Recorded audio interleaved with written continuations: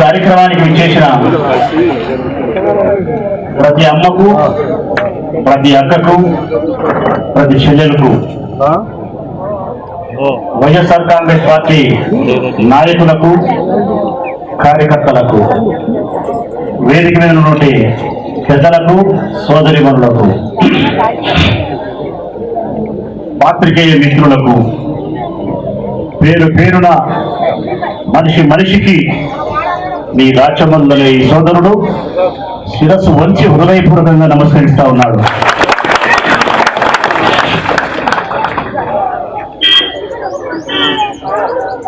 ఈ కార్యక్రమం మనం ఏర్పాటు చేసుకునే దానికి ప్రధానమైన కారణం రెండమ్మ. మిమ్మల్ని ఇక్కడికి రమ్మని పిలవడానికి, ఆ అభ్యర్థనను మన్నించి ఇక్కడికి మీరు వచ్చినందుకు కృతజ్ఞతలు. మీరు రావడానికి, మేమొచ్చి మీతో మాట్లాడడానికి కారణాలు రెండే.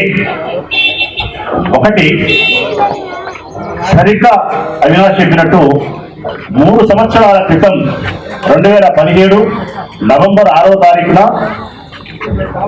మన ప్రీతమ నాయకుడు, ఆనాటి ప్రతిపక్ష నాయకుడు జగన్మోహన్ రెడ్డి గారు ప్రజల కష్టాలను తెలుసుకునేదానికి, ప్రతినిత్యం జీవితంలో వాళ్ళకి ఎదురయ్యే పేదరిక ఇబ్బందులను తెలుసుకునే దానికోసం నేనే మీ ఊరికి వస్తాను, మీ గ్రామాలకు వచ్చి, మీ సమక్షంలోకి వచ్చి మిమ్మల్ని అడిగి మీకు ఏమి ఇబ్బందులు ఉన్నాయి, మీ పిల్లల చదువులేంది, మీ పోషణ ఏంది, మీ జీవిత భత్యాలు ఏంది, ఆరోగ్యం ఏంది, మీ పిల్లల చదువులేంది, వ్యవసాయం ఏ విధంగా ఉంది, ఇట్లా అన్ని విషయాలను మిమ్మల్ని అడిగి తెలుసుకొని మీరు పడ్డ కష్టాలను ఆయనకు చెప్పినట్టయితే, వాటికి పరిష్కార మార్గాలు కూడా మీరు చెప్పినట్టయితే, వాటిని అన్నిటినీ తన మనసులో నిక్షిప్తం చేసుకొని ఎన్నికలప్పుడు మీకు ఆ హామీని ఇచ్చి, ఎన్నికలలో తన పార్టీ గెలిచిన తర్వాత పరిష్కారం చేయాలి, మీ భవిష్యత్తు బాగుండాలి,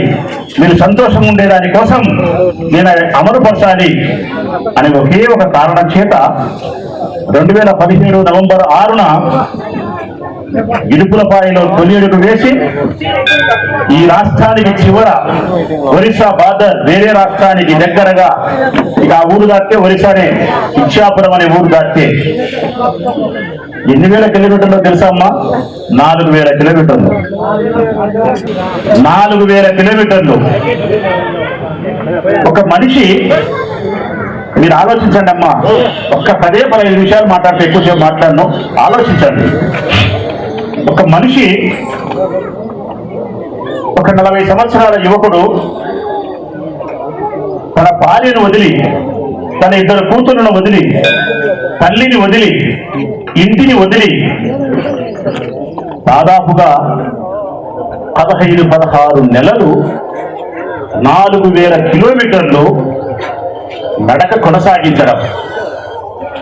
దుమ్ము లేదు, ధూళి లేదు, ఎండ లేదు, వాన లేదు, చలి లేదు, చలుపు చేసినా లేదు, జ్వరం వచ్చినా లేదు, ఎండల కాలం 44-45 డిగ్రీల టెంపరేచర్తో కాళ్ళు బొబ్బలెక్కి పగిలినా లేదు, బొందిలో శ్వాస ఉన్నంత వరకు, నా ఊపిరి ఉన్నంత వరకు నేను అనుకునే గమ్యాన్ని చేరుకోవాలి, నడవాలి, నా లక్ష్యాన్ని నేను అధిగమించాలి. గమ్యం ప్రజలందరినీ కలుసుకొని ఇచ్చాపురం చేరడం, లక్ష్యం మీ సమస్యలు తెలుసుకొని పరిష్కార మార్గాన్ని వెతకడం.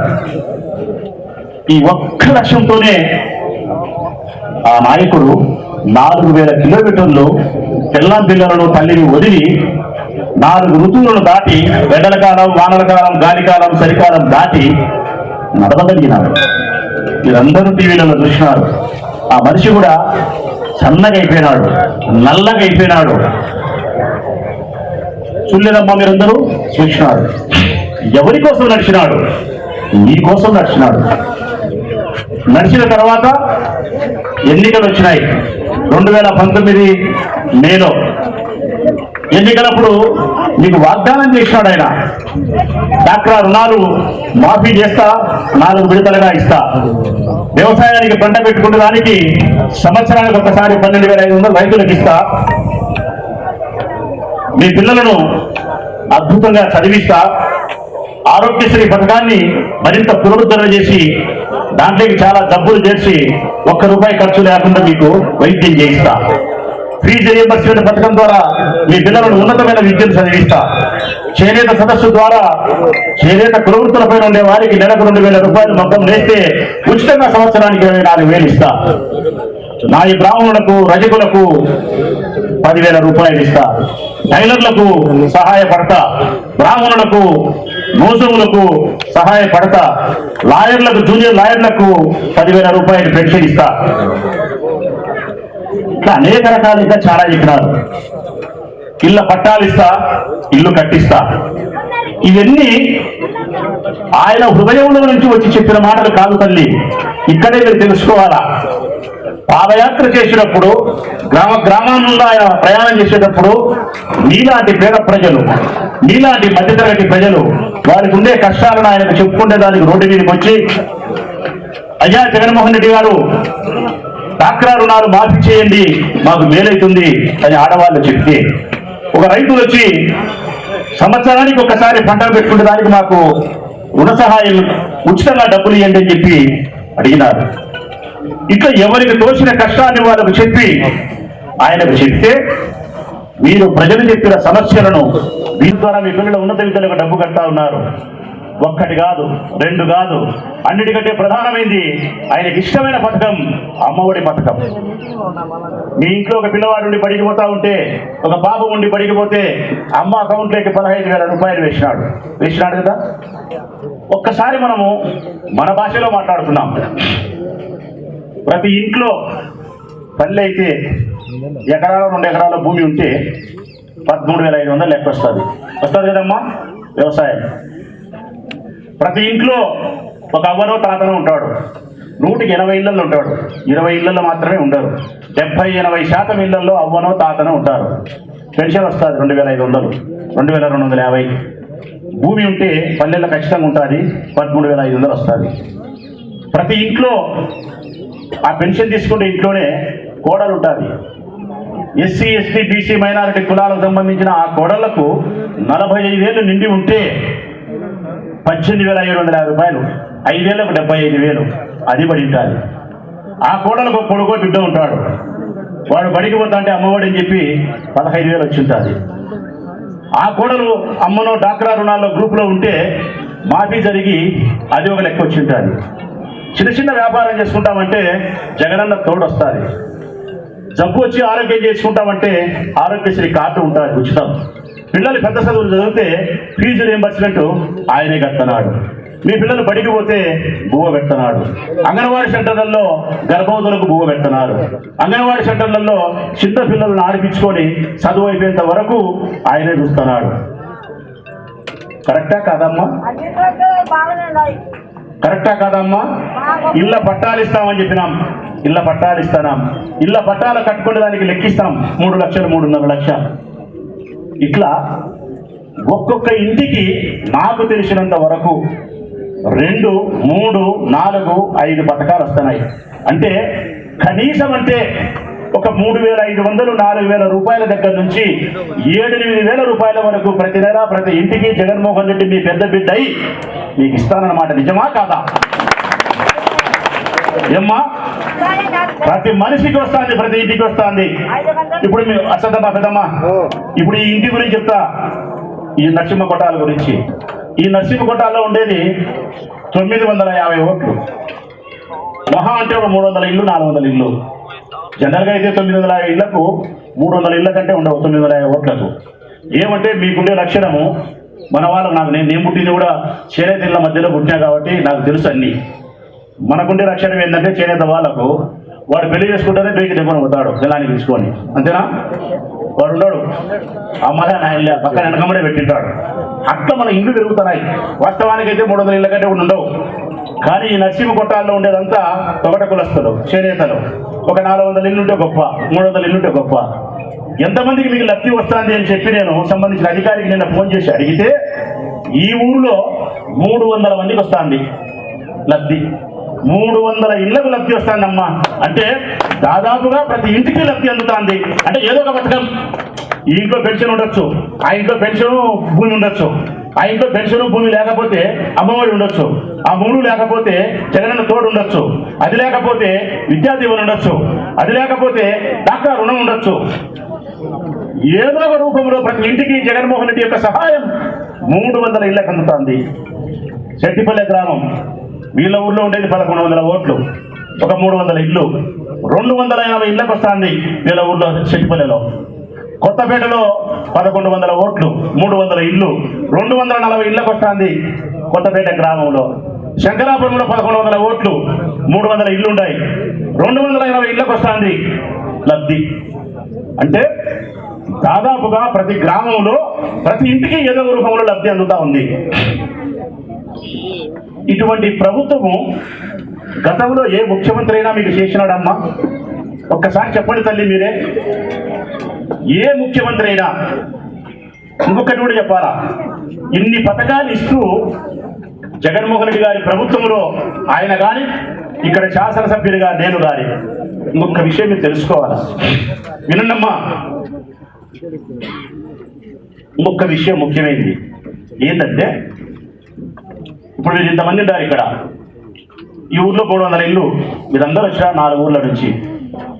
ఇక్కడికి వచ్చిన మీరు 500-600 మంది ఉంటే కరెక్ట్గా మాట్లాడుకున్నాం, తప్పేం లేదులే, ఇది ప్రజాస్వామ్యం.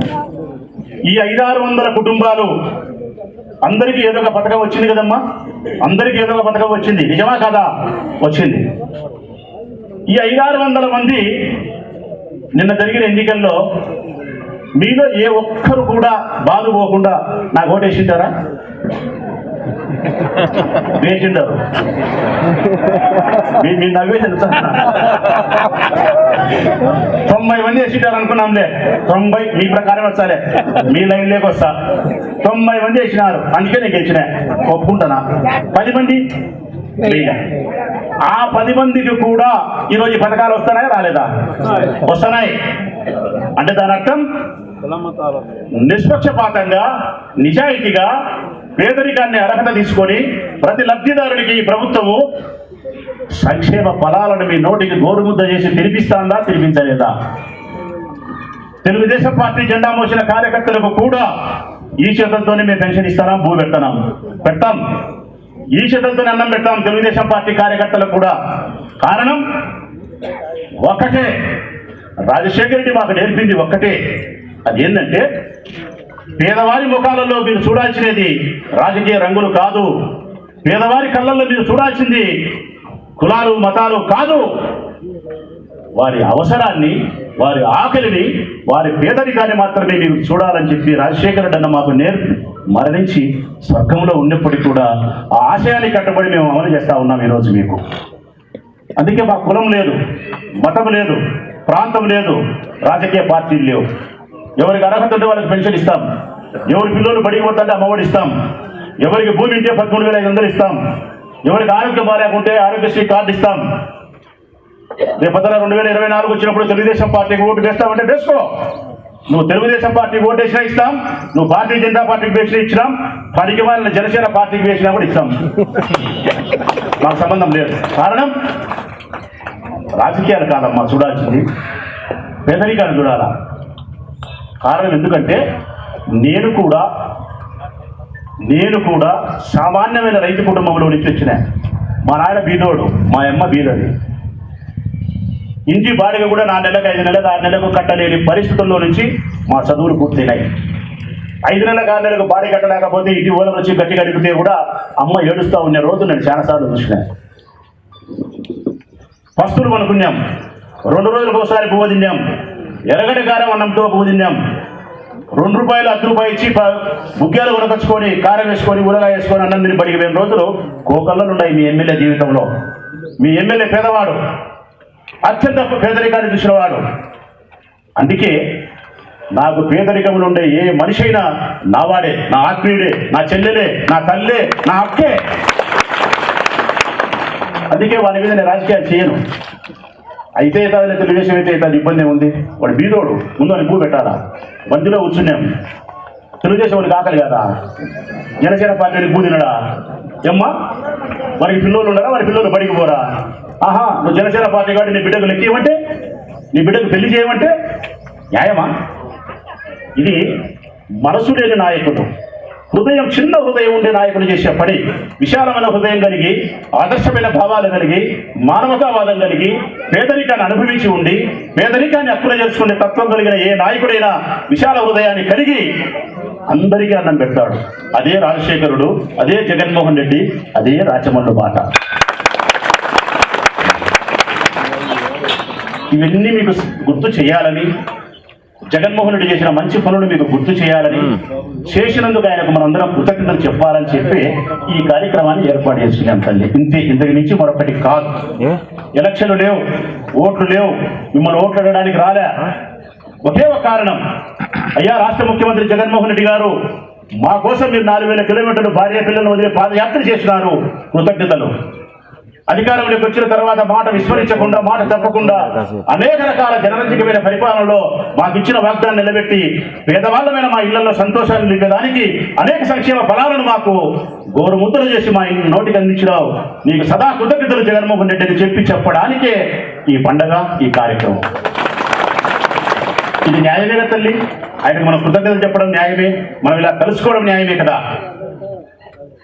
కానీ నా వ్యక్తిగతంగా నేను మీకు చెప్తానన్న మాట, ఇన్ని రకాలుగా చేసినాక ఆయన, ఇంత మిమ్మల్ని ప్రేమించినాక ఆయన మనిషిగా నేను మిమ్మల్ని ఇంత ప్రేమించిన, మా వాళ్ళందరూ ఇంత ప్రేమించి మీకోసం సహాయం చేసిన తర్వాత నిష్పక్షపాతంగా రేపు పంచాయతీ ఎన్నికలో, రేపు ఎంపీటీసీ ఎన్నికలో, మరో మున్సిపల్ ఎన్నికలో, అసెంబ్లీ ఎన్నికలో, ఏ ఎన్నికలు వచ్చినా కూడా జగన్మోహన్ రెడ్డి గారి పార్టీని, ఆయన జెండాను, ఆయన ఫ్యాను గుర్తును గెలిపించాల్సిన బాధ్యత మీకు ఉందా లేదా? ఎంతల్లి? ఇన్ని సహాయాలు మీరు పొంది ఆయన పార్టీని ఓడిస్తే మనం కృతజ్ఞత లేని మనుషులం కామా? అన్యాయం చేసిన వాళ్ళం కాదా? మనకు భూమి పెట్టిన చేతులు నరికిన వాళ్ళం కాదా? ఇది మనం చేస్తామా? సన్నోళం బీదోళం మనం ఈ పనులు చేస్తామా? చెయ్యలేం. ఒకవేళ ఎవరైనా పొరపాటున ఇన్ని సహాయాలు ఆయనతో పొంది ఫ్యాన్ గుర్తుకు కాకుండా సైకిల్ గుర్తుకు ఓటేస్తే నా కడుపులో ఇన్ని ఆవాలు వచ్చినట్టుంటుంది. అది కూడా చెప్తాను, ఇన్ని ఆవాలు వచ్చినట్టుంటుంది నా కడుపులో. దయచేసి ఆ పని చేయకండి తల్లి. జగన్మోహన్ రెడ్డి ఎప్పుడైతే మీకు మేలు చేయడో, రాజమల్లు ప్రసాద్ రెడ్డి ఎప్పుడైతే మీకు అందుబాటులో ఉండకుండా పోతాడో, మగ్గురు బట్టి కొవ్వుగా నేను ప్రవర్తిస్తానో, మీ కష్టం నా కష్టంగా నేను భావించకుండా ఉంటానో, పేదవారికి అందించే సంక్షేమ ఫలాల్లో రాజకీయాలు చేస్తానో, మేము చెడ్డ చేసినప్పుడు, మేము చెడ్డని రుజువైనప్పుడు మమ్మల్ని ఓడించండి తల్లి. మేము మంచి చేసినంత కాలం, మీకోసం శ్రమించినంత కాలం మమ్మల్ని గెలిపించాల్సిన బాధ్యత మీది కాదా? మా గౌరవాన్ని నిలబెట్టాల్సిన బాధ్యత ఈ చెల్లెలది కాదా? ఈ తల్లిది కాదా? ఒక్కసారి మీరే ఆలోచన చేయండి. అందుకే మిమ్మల్ని వినయపూర్వకంగా విజ్ఞప్తి చేస్తాను. మరో 20 సంవత్సరాల కాలం పాటు ఈ రాష్ట్ర ముఖ్యమంత్రిగా జగన్మోహన్ రెడ్డిని అధికారంలో మనం నిలుపుకోగలిగితే మీ పిల్లల భవిష్యత్తు బాగుంటుంది, మీ కుటుంబాలు బాగుంటాయి, మీ జీవితాలు బాగుంటాయి. నిష్పక్షపాతమైన పరిపాలన అందిస్తాడు. మహిళలకు అత్యంత ప్రాధాన్యత ఇస్తా ఉన్నాడు. మీకు ఎక్కువ గౌరవాన్ని ఇస్తున్నాడు. మీకు ప్రాధాన్యత ఇస్తానని దానికి ఒక్కటే కారణమేమ్మా, పడే ప్రతి పథకము ఎవరికి ఉండబడుతుంది? ఇంకే కదా తల్లి. ఒక్క మగోని పేరుతో లెక్క పడుతుందే, మీ పేరుతో లెక్క పడాలా, మీరు లెక్క కావాలా, మేము వచ్చి మిమ్మల్ని అడగాల, మీరు ఇయ్యకుండా కొట్లాడాలా, గలాట పెట్టుకోవాలా. అప్పటికి పడకపోతే తీయగా 4 మంచి మాట చెప్పి 2000 3000 చెంకొని పోవాలి మీతో మేము. అంతేనా? కరెక్టా కదా? అంతా మీ పేరుతోనే ఇస్తున్నారు. రేపు ఇళ్ళ పట్టా ఇస్తే మీ పేరుతో ఇస్తున్నారు. అమ్ముకుంటే హక్కు మీకు ఇస్తున్నారు. కట్టుకునే దానికి 3 లక్షలు లెక్కిస్తున్నారు. ఇదిగో ఈ బాబును కార్పొరేషన్ చైర్మన్ చేసినారు మీ కులానికి. ఈ పదవి ఎవరికి ఇస్తారంటే, ఎమ్మెల్యే టికెట్ రాని వారికి, ఎమ్మెల్యేగా చేసి ఓడిపోయి ఎక్స్-ఎమ్మెల్యేలకు, ఒక 20-30 వేల ఓట్లను పార్టీకి వేయించగలిగిన నాయకుడికి ఈ పదవి ఇస్తారు. ఈ బాబుకి ఇచ్చే పదవి పెద్ద పదవి, గౌరవమైన పదవి, విలువైన పదవి. రాష్ట్రంలో ఉండే పద్మశాలి కులస్తులందరికీ మేలు చేయడానికి కావాల్సిన అధికారం ఆ బాబు పెన్నులో ఉంటుంది. పెన్నులో. మరి బాబాకి పదవి వచ్చిందంటే ఎందుకు వచ్చింది? జగన్మోహన్ రెడ్డి గారి ఆదేశం. అన్నా, మన పార్టీలో ఏ పదవి ఇచ్చినా గానీ 50% మహిళలకు ఇవ్వాలని చెప్పి రూల్ పెట్టినాడు. 10 పదవిలు ఉంటే 5 మగోళ్లకు 5 ఆడోళ్ళకి ఇవ్వాలి. ఇదిగో నీ ఊరికి 4 పదవులు ఇస్తున్నాం, 2 మగోళ్ళ పేరు చెప్పి 2 ఆడోళ్ళ పేర్లు చెప్పంటున్నాడు. ఈ పదవి నీ ఊళ్ళో 2 ఇస్తామనుకో, 1 ఇస్తామనుకో, ఆడోళ్ళ పేరు చెప్పన్నాడు. నేను మొగోళ్ళ పేరు చెప్పే ప్రయత్నం చేస్తే కూడా నువ్వు మొగోళ్ళ పేరు చెప్తే కదా ఆ పదవి నీకు ఇవ్వమన్నారు. ఎట్లా నీ పదవి పోతుంది కదా, ఆడవాళ్ళ పేరు ఇచ్చేది వేలని ఈ బాధ్యత. అప్పుడు ఎవరి వల్ల ఈ పదవి ఇచ్చినట్టు? జగన్మోహన్ రెడ్డి వల్ల, జగన్మోహన్ రెడ్డి మహిళలకు ఇచ్చిన ప్రాధాన్యత వలన, మీకు ఇచ్చిన గౌరవం వలన ఆ బాబుకు ఆ పదవి వచ్చింది. ఈ రోజు ఇంతమంది పెద్దల మధ్య సమక్షంలో ఆ బాబు కూర్చోగలుగుతుంది. రేపొద్దున ముఖ్యమంత్రి వస్తే ఈ బాబుని పిలుస్తారా కడప ఎయిర్పోర్ట్కు? ఈ జిల్లాలో ఎక్కడ ముఖ్యమంత్రి పర్యటించినా ఈ బాబుని పిలుస్తారా నాతో పాటే? ఒక ఎమ్మెల్యేగా నాకు ఇచ్చిన ప్రతి గౌరవాన్ని ఈ బాబుకి ఇస్తారు. మరి పెద్దరెడ్డి గారికి ఇచ్చిన గౌరవమే మొగ్గమేశ్వరుడు ఈ బాబు తీయలేదా? ఇంతకుముందు ఇచ్చినారా? మొగ్గమేశ్వరుడు మీకు గౌరవం అని చెప్పి మాట్లాడలేదా? మరి ఈ వద్దు ఆ పరిస్థితి లేదమ్మా. చేనేతలకు 50 సంవత్సరాలకే పెన్షన్ ఇచ్చిన ఘనత రాజశేఖర రెడ్డి కాదా? చేనేత సదస్సు పెట్టి 24,000 ఇచ్చిన ఘనత ఆయన కుమారుడు జగన్మోహన్ రెడ్డి కాదా? ఈ వృత్తి ఇల్లు కట్టించేదాని ఘనత ఆయనది కాదా? మీ వృత్తిలో ఉండే చేనేత వారిని అమితంగా ప్రేమిస్తనేది జగన్మోహన్ రెడ్డి, రాజశేఖర రెడ్డి తల్లి. మీరందరూ కూడా ఆయనకు బాసటగా నిలబడాల్సిన అవసరం ఉంది. 2014లో కూడా ఈ ఊళ్ళో నాకు తక్కువ ఓట్లు వచ్చినాయి. ఏం చెప్పినా తల్లి?